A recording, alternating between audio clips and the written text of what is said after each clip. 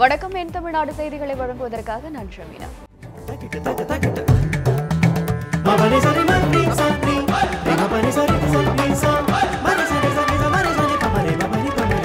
என் தமிழ்நாடு. இனி விரிவாக செய்திகளை பார்க்கலாம். சென்னை அம்பத்தூர் அருகே சூரப்பட்டு சுங்கச்சாவடியில் ஆவின் பால் வாகன ஓட்டுநரை தாக்கிய சுங்கச்சாவடி ஊழியர்களை போலீசார் தேடி வருகின்றனர். சென்னை அம்பத்தூரில் இருந்து ஆவின் பால் வாகனம் ஒன்று சூரப்பட்டு சோதனை சாவடி வழியாக சென்றுள்ளது. அப்பொழுது சுங்கச்சாவடியில் உள்ள ஸ்கேனிங் இயந்திரம் வேலை செய்யவில்லை என கூறி ஆவில் பால் வாகன ஓட்டுநரை வண்டி ஓடுறமாக நிறுத்த சொல்லியுள்ளனர். இது தொடர்பாக இருவருக்கும் வாக்குவாதம் ஏற்பட்டுள்ளது. அப்பொழுது சுங்கச்சாவடி ஊழியர்கள் ஓட்டுநரை கடுமையாக தாக்கியதாக கூறப்படுகிறது. இதனை கண்ட மற்ற ஓட்டுநர்கள் ஓடி வருவதை கண்ட சுங்கச்சாவடி ஊழியர்கள் தப்பி ஓடிவிட்டனர். இதில் வாகன ஓட்டுநர் கடுமையாக தாக்கப்பட்டார். தகவல் அறிந்து வந்த போலீசார் ஓட்டுநரை தாக்கிய சுங்கச்சாவடி ஊழியர்களை தேடி வருகின்றனர்.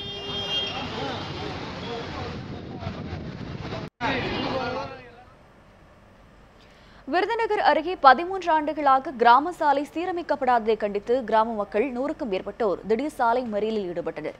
விருதுநகர் மாவட்டம் திருச்சுழி அருகே உள்ள இலுப்பையூரில் அம்பன்பட்டிக்கு செல்ல 10 கிலோமீட்டர் தூர சாலை உள்ளது. ஆனால் இந்த சாலை கடந்த 13 ஆண்டுகளாக சீரமைக்கப்படாமல் உள்ளது. இந்த சாலையை 10க்கும் மேற்பட்ட கிராமங்களைச் சேர்ந்த மாணவர்கள் மற்றும் பொதுமக்கள் பயன்படுத்தி வருகின்றனர். ஆனால் இந்த சாலை மோசமாக சேதமடைந்துள்ளதால் அரசு போக்குவரத்தும் சரிவர இயக்கப்படுவதில்லை என கூறப்படுகிறது. சம்பந்தப்பட்ட அதிகாரிகளிடம் பலமுறை முறையிட்டும் நடவடிக்கை எடுக்காததால் ஆத்திரமடைந்த பொதுமக்கள் இன்று திடீர் சாலை மறியலில் ஈடுபட்டனர். தகவல் அறிந்து திருச்சுழி காவல்துறையினர் மறியலில் ஈடுபட்ட கிராம மக்களிடம் பேச்சுவார்த்தை நடத்தினர். இதன் பிறகு சமாதானம் அடைந்த பொதுமக்கள் மறியலை கைவிட்டு கலைந்து சென்றனர். 13 வருஷமா ரோடு இப்படித்தான் சார் கிடக்கு. நாங்கள் சின்ன 3 வயசு பிள்ளையிலேருந்து வயசான வரைக்கும் இருப்புருக்கு தான் சார் எதுக்கு எடுத்தாலும் நாங்கள் வரணும். இந்த ரோட்டில் விழுந்து எழுந்திரிச்சு தான் காயப்பட்டு நாங்கள் வரோம் சார். எங்களுக்கு உடனடியாக ரோடு வேணும் தான் இன்னைக்கு வந்து உட்காந்துருக்கோம். பொங்கல் வருது, அது வச்சு நான் 10 ஊர் சாணம் விருந்தாடிகள் எல்லாம் வருவாங்க. இந்த ரோட்டில் எப்படி வர்றதுன்னு கேட்குறாங்க சார். மதுரை மத்திய சிறையில் கைதி உயிரிழந்த விவகாரத்தில் இருந்து 3 நாட்கள் கழிந்து கைதி எழுதிய கடிதம் உறவினர்களுக்கு கிடைத்ததால் பரபரப்பு ஏற்பட்டது. தேனி மாவட்டம் ஆண்டிப்பட்டி அருகே உள்ள ரோசனப்பட்டி கிராமத்தைச் சேர்ந்த கூலி தொழிலாளி கருப்பசாமி, இவருக்கும் மீனாட்சிபுரத்தை சேர்ந்த சிவில்ராஜ் என்பவருக்கும் பணம் கொடுக்கல் வாங்கல் சம்பந்தமாக ஏற்பட்ட தகராறில் கருப்பசாமி கைது செய்யப்பட்டார். இந்நிலையில் கடந்த 23ஆம் தேதி சிறையில் கருப்பசாமியின் உடல்நலக் குறைவால் உயிரிழந்து விட்டதாக உறவினர்களுக்கு போலீசார் தகவல் தெரிவித்ததால் அதிர்ச்சி அடைந்தனர். இதனால் சாவில் மர்மம் இருப்பதாக கூறி போராட்டத்தில் ஈடுபட்டு வந்தனர். இந்நிலையில் இன்று இறந்த கருப்பசாமி 24ஆம் தேதி எழுதிய கடிதம் உறவினர்களுக்கு கிடைத்துள்ளது. 23ஆம் தேதியே அவர் இறந்துவிட்டதாக காவலர்கள் தெரிவித்த நிலையில் 24ஆம் தேதி இட்ட கடிதம் கிடைத்துள்ளதால் உறவினர்கள் அதிர்ச்சி அடைந்துள்ளனர். எனவே அவரது சாவில் மர்மம் இருப்பதாக கூறி சாவடி பகுதியில் உண்ணாவிரத போராட்டத்தை தொடங்கியுள்ளனர். கருப்பம் இறந்துட்டாரு அப்படின்னு சொல்லி திரும்ப எங்களுக்கு ஃபோன் பண்ணாங்க. ஃபோன் பண்ண உடனே எதுக்குனால அப்படின்ற உண்மையான காரணம் சொல்ல மாட்டேன்றாங்க. நாங்கள் இந்த 2 நாளாக மதுரைக்கு போயிட்டு இருக்கோம். ஊர் மக்கள் எல்லாருமே உண்மையான காரணம் சொல்ல மாட்டாங்க. எதனால இறந்தாரு அப்படின்னா உண்மையான காரணம் எனக்கு தெரியல. உண்மையான காரணம் தெரியற வரைக்கும் நாங்கள் உண்ணாவிரத போராட்டம் நடத்துவோம். உண்ணாவிரதம் இருக்கப்ப திடீர்னு ஒரு விஷயமா போஸ்ட்மேன் வந்து எங்களுக்கு ஒரு லெட்டர் ஒன்று கொடுத்தாரு.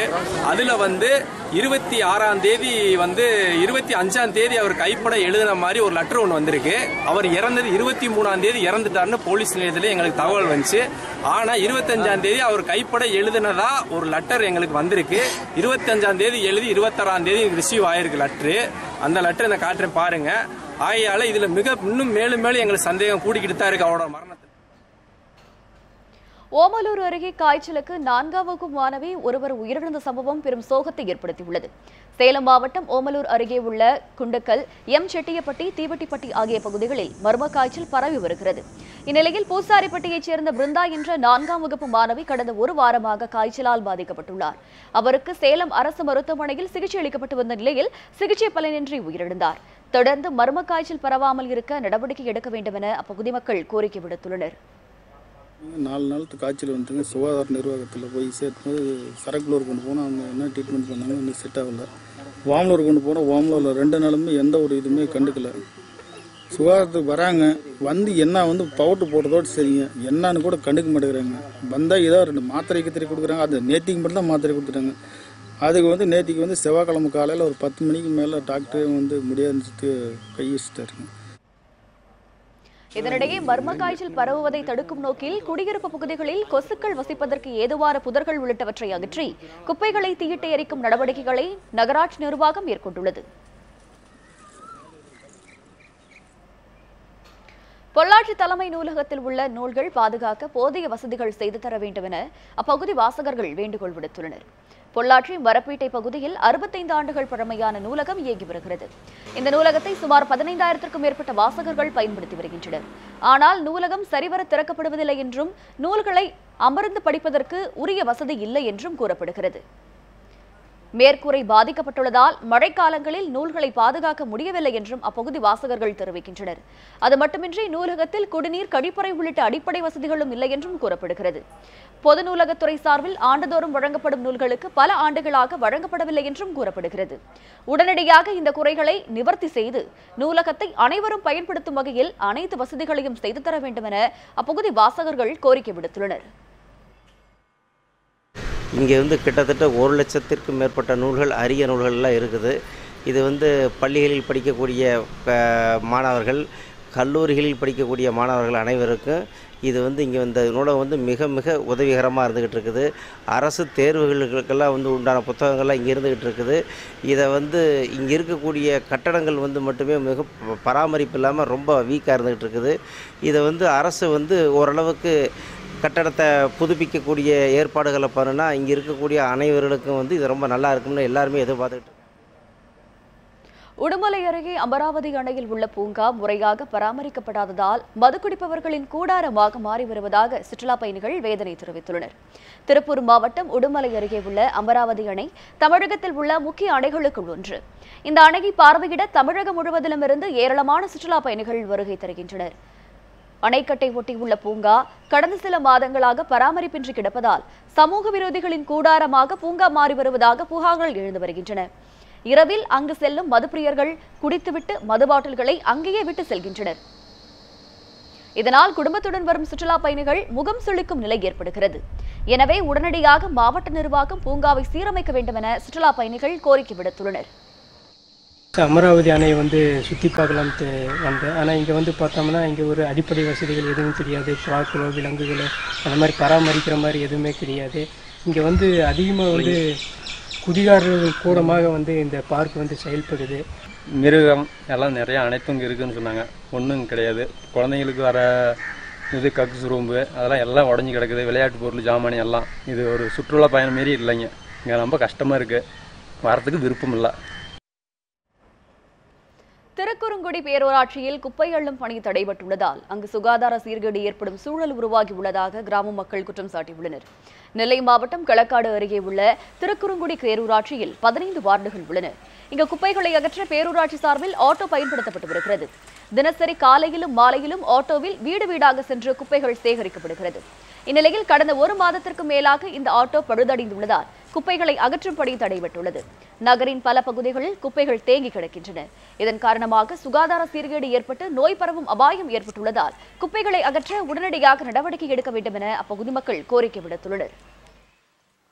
இங்கே ஒரு 1.5 மாதத்துக்கு மேலே குப்பை இல்லாமல் ஒரு குப்பை கிடங்காக கிடந்துக்கிட்டு இருக்கு. நாங்கள் எவ்வளவோ பல முறை நம்ம பேரூராட்சி மன்றத்தில் கோரிக்கை வச்சு அவங்களுக்கு எந்த ஒரு இதுவும் இல்லை. கேட்டால் ஆட்டோ ஓடலை அப்படி இப்படிங்கிறாங்க. ஆட்டோ 1.5 மாதத்துக்கு மேலே ஓடாமல் குப்பைலாம் அங்கே தங்கி இப்போ ஒரு சுகாதார கேடு விளைவிக்கக்கூடிய சூழ்நிலை இருக்குது. நாங்கள் பல முறை கோரிக்கை வைத்தும் அவங்க எந்த நடவடிக்கையும் எடுக்கலை. இங்கே பல டெங்கு காய்ச்சல் வேறு தமிழ்நாட்டில் அதிகமாக பழகினால இவங்களை மக்கள் ஒரு அச்சப்பட்ட சூழ்நிலை வாழக்கூடிய சூழ்நிலை தான் இப்போ இங்கே நடந்துக்கிட்டு இருக்கு. டாஸ்மாக் கடையை திறப்பதற்கு எதிர்ப்பு தெரிவித்து விழுப்புரம் மாவட்ட ஆட்சியர் அலுவலகத்தை முற்றுகையிட்டு கிராம மக்கள் போராட்டத்தில் ஈடுபட்டனர். உளுந்தூர்பேட்டை வட்டம் கொம்மசமுத்திரம் கிராமத்தில் சுமார் 1500க்கும் மேற்பட்டோர் வசித்து வருகின்றனர். இந்த கிராமத்தில் பேருந்துக்கு செல்லக்கூட 2 கிலோமீட்டர் பயணிக்க வேண்டிய நிலையில் மதுபான கடை திறப்பதற்கு அரசு முயற்சிப்பதாக பொதுமக்கள் குற்றம் சாட்டி வருகின்றனர். டாஸ்மாக் கடையை திறப்பதற்கு அந்த கிராம மக்கள் எதிர்ப்பு தெரிவித்து விழுப்புரம் மாவட்ட ஆட்சியர் அலுவலகத்தை முற்றுகையிட்டனர். போலீசார் பேச்சுவார்த்தை நடத்தியதை தொடர்ந்து பொதுமக்கள் அங்கிருந்து கலைந்து சென்றனர். எங்கள் ஊருக்கு கடை தேவையில்லை. இது ரோட்டு மார்க்கம். பொம்பளைங்க அதிகம் நடந்து வரணும். 2 கிலோமீட்டர் மேலே நடந்து வரணும். அதில் கடை இருந்தால் எங்களுக்கு அராஜகம் அதிகமாகும். அதனால் நாங்கள் போராட்டம் பண்ணி நாங்கள் மனு கொடுக்க வந்துருக்கிறோம். இல்லை மீண்டும் கடை வைக்கிற மாதிரினா நாங்கள் திரும்பி போராட்டம் பண்ணுவோம். கடும் வறட்சி காரணமாக நெல்லை மாவட்டம் கங்கை கொண்டான் புள்ளிமான்கள் சரணாலயத்தில் இருந்து மான்கள் இறைக்காக புலம்பெயரும் அபாயம் ஏற்பட்டுள்ளது. அதனால் அவைகள் வாகனங்களில் அடிபட்டும் நாய்கள் கடித்தும் இறக்கும் நிலை ஏற்பட்டுள்ளது. அதனால் மான்களை பாதுகாக்க உரிய நடவடிக்கை எடுக்க வேண்டும் என்ற கோரிக்கை எழுந்துள்ளது. திருநெல்வேலிக்கு அருகையில் கங்கை கொண்டானில் சுமார் 288 ஹெக்டேர் பரப்பளவில் புள்ளி மான்கள் சரணாலயம் அமைந்துள்ளது. இந்தியாவின் தென் பகுதியில் இங்கு மட்டும்தான் புள்ளி மான்கள் வசிக்கின்றன. இந்த புள்ளி மான்கள் சரணாலயத்தில் கள ஆய்வை மேற்கொண்டது நியூஸ் 7 தமிழ். அதில் இந்த சரணாலயம் வறட்சியின் கோரப்பிடியில் சிக்கியிருப்பதை காண முடிந்தது. மேலும் வறட்சியை தாங்கி பிடிக்கும் மரங்கள் கூட கருகிய நிலையில் இருப்பதையும் பார்க்க முடிந்தது. இங்கு 3 இடங்களில் மட்டுமே வனத்துறை சார்பில் மான்களின் குடிநீர் தேவைக்காக குடிநீர் தொட்டிகள் அமைக்கப்பட்டு இருப்பதையும் காண முடிந்தது. இந்த தொட்டியில் தண்ணீர் அருந்த சில மான்கள் மட்டுமே வந்தன. இதற்கு உணவு தேடி மான்கள் புலம் பெயர்ந்ததுதான் காரணம் என்கின்றனர் வனவிலங்கு நல ஆர்வலர்கள். இந்த மான்கள் வெளியே போகிற மான்கள் பார்த்திங்கன்னா நெல்லை மாவட்டத்தில் பரவலாக பல பகுதியில் இந்த மான்கள் புலம்பெயர்ந்து போயிட்டு வெளியே போன மான்கள் திரும்ப சரணாலயத்துக்கு வர்றதே கிடையாது. அங்கங்கே நாய் கடிச்சு இல்லைன்னா மனிதர்கள் இது பண்ணி வேட்டையாடி இப்படி இறந்து போகிறது. ஆக ஒரு பக்கம் நாங்கள் விலங்குகளை பாதுகாக்கிறோன்னு சொல்லி இங்கே சூழரிச்சிக்கிட்டு அதை பண்ணுறோம் இதை பண்ணுறோன்னு சொல்கிறாங்க. ஆனால் உண்மையான நிலை அதுவல்ல. ஆக உண்மையான விலங்குகளை பாதுகாக்கணுங்கிற இந்த மான்கள் சரணாலயத்தை புறணமைக்கணும். அந்த மான்களுக்கு தேவையான இறைகளை கொடுக்கணும். இந்நிலையில் இறைக்காக வெளியேறும் மான்கள் நாய்களின் தாக்குதலுக்கு ஆளாவதுடன் வாகனங்கள் மற்றும் ரயிலில் அடிபட்டு உயிரிழக்கும் நிகழ்வும் அரங்கேறி வருகிறது. இதனால் மான்களின் எண்ணிக்கை குறைய வாய்ப்புள்ளதாக எச்சரிக்கை செய்கின்றனர் வனவிலங்கு ஆர்வலர்கள். மிகவும் மோசமான நிலையில் இருக்கும் கங்கை கொண்டான் புள்ளி மான்கள் சரணாலய வளர்ச்சிக்காக 16 லட்சம் ரூபாய் நிதி ஒதுக்கீடு செய்யப்பட்டுள்ளதாகவும் விரைவில் மான்களுக்கான உணவு தேவையை பூர்த்தி செய்யும் பணிகள் துவக்கப்படும் என்றும் வனத்துறை அதிகாரிகள் தெரிவித்துள்ளனர். ஒரு இடத்துல மர விதைகள் எல்லாம் இலைகளை கொடிகளை சாப்பிட்டு அதை அங்கங்கே கொண்டு போட்டு அங்கங்கே மீண்டும் மரத்தை உற்பத்தி பண்ணுது. மரம் இல்லைனா மனுஷன் இல்லை, மரம் இல்லைனா தண்ணி இல்லை. அதனால் இந்த கங்கை கொண்டான் வன உயிரின சரணாலயத்தில் புள்ளிமான் சரணாலயத்தில் நாங்கள் இப்போ ஃபாடர் பிளாட், அதாவது தீவனம் உற்பத்தி பண்ணுறோம். நிறைய புல்வெளி, இன்னும் அதிகமாக தீவனம் தரக்கூடிய மரங்களை தொடர்ந்து நடப்போகிறோம். இப்படி சரணாலயத்தில் இருந்து வெளியேறும் மான்களை தடுக்கும் திட்டம் விரைவில் செயல்படுத்தப்படும் என்றும் அதிகாரிகள் தெரிவித்துள்ளனர். அப்படி வெளியேறும் மான்களை பாதுகாக்க உடனடியாக பொதுமக்கள் வனத்துறைக்கு தகவல் கொடுக்க வேண்டும் என்றும் அவர்கள் கோரிக்கை விடுத்துள்ளனர். கங்கை கொண்டான் புள்ளி மான்கள் சரணாலயம் மீண்டும் புதுப்பொலிவு பெற வனத்துறையும் தமிழக அரசும் உரிய நடவடிக்கை எடுக்க வேண்டும் என்பதே அனைவரின் எதிர்பார்ப்பாக உள்ளது. நியூஸ் 7 தமிழ் செய்திக்காக ஒளிப்பதிவாளர் வள்ளி நாயகத்துடன் ஆல்வின், நெல்லை. மேடக்கரை நீர்த்தேக்கத்தில் இருந்து பாசனத்திற்கு தண்ணீர் திறக்கப்படாததால் விவசாயிகள் ஏமாற்றமடைந்துள்ளனர். நெல்லை மாவட்டம் செங்கோட்டை தாலுகா மேக்கரை கிராமத்தில் அடவிநாயனர் கோவில் நீர்த்தேக்கம் உள்ளது. இந்த நீர்த்தேக்கம் மூலம் சுமார் 3500 ஏக்கர் நிலங்கள் பாசன வசதி பெறுகின்றன. குறிப்பாக வடகரை, அச்சன்புத்தூர், கடக்கப்பிள்ளை, இளத்தூர் உள்ளிட்ட பகுதி நிலங்கள் பாசன வசதி பெறுகின்றன. இந்நிலையில் விவசாயிகள் விடுத்த கோரிக்கையை ஏற்று அணையை திறக்க அரசு உத்தரவிட்டது. இதனை நம்பி இன்று காலை முதல் நீர்த்தேக்க பகுதியில் ஏராளமான விவசாயிகள் காத்திருந்தனர். ஆனால் கடையநல்லூர் சட்டமன்ற உறுப்பினர் அபுபக்கர் வரவில்லை என கூறி அணை திறக்கப்படவில்லை. இதனால் விவசாயிகள் ஏமாற்றத்துடன் திரும்பிச் செல்லும் நிலை ஏற்பட்டது.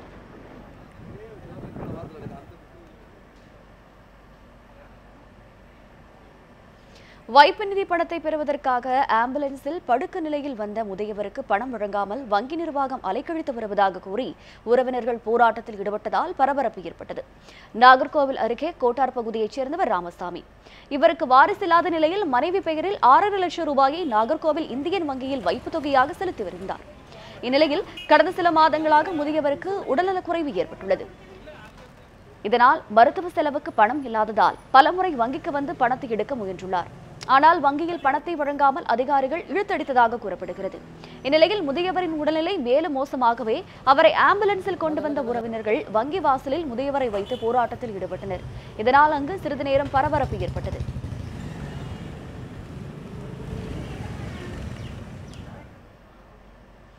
திமுகவினரால் சீரமைக்கப்பட்ட ஏரியில் இருந்து மண்ணல்ல ஆளும் கட்சியினருக்கு அனுமதி அளித்ததை கண்டித்து சேலத்தில் பல்வேறு இடங்களில் சாலை மறியலில் ஈடுபட்ட திமுகவினர் கைது செய்யப்பட்டனர்.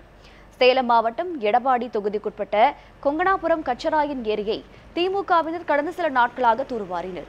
தமிழக முதல்வரின் சொந்த தொகுதியில் திமுகவினர் மேற்கொண்ட இந்த பணிகளை அக்கட்சியின் செயல் தலைவர் ஸ்டாலின் நாளை நேரில் பார்வையிட உள்ளதாக அறிவிக்கப்பட்டது. இந்நிலையில் இந்த ஏரியில் ஆளுங்கட்சியினருக்கு மண் எடுக்க மாவட்ட நிர்வாகம் திடீரென்று அனுமதி வழங்கியதை கண்டித்து திமுகவினர் நேற்று போராட்டத்தில் ஈடுபட்டனர். இந்நிலையில் மாவட்ட நிர்வாகத்தின் உத்தரவை மீறி 2வது நாளாக ஆளுங்கட்சியினர் மீண்டும் மண் எடுப்பதை கண்டித்து திமுகவினர் பல்வேறு பகுதிகளில் சாலை மறியல் போராட்டத்தில் ஈடுபட்டு வந்தனர். இந்நிலையில் திட்டமிட்டபடி ஏரியை பார்வையிட நாளை மு.க. ஸ்டாலின் வருவார் என திமுகவினர் தெரிவித்துள்ளனர். இதனிடையே ஏரியை சுற்றி அதிமுகவினர் கொடிகம்பங்களை நட்டு வைத்து தொடர்ந்து மண்ணை அள்ளி வருகின்றனர். திமுகவினரின் அரசியல் ஆதாயத்திற்காக முதல்வர் தொகுதியில் ஏரியை தூர்வாரியதாக கூறி பெயரை கெடுக்கும் வகையில் செயல்பட்டு வருகின்றனர் எனவும் ஸ்டாலின் ஏரியை பார்வையிட அனுமதிக்க மாட்டோம் எனவும் அப்பகுதி அதிமுகவினர் தெரிவித்துள்ளனர்.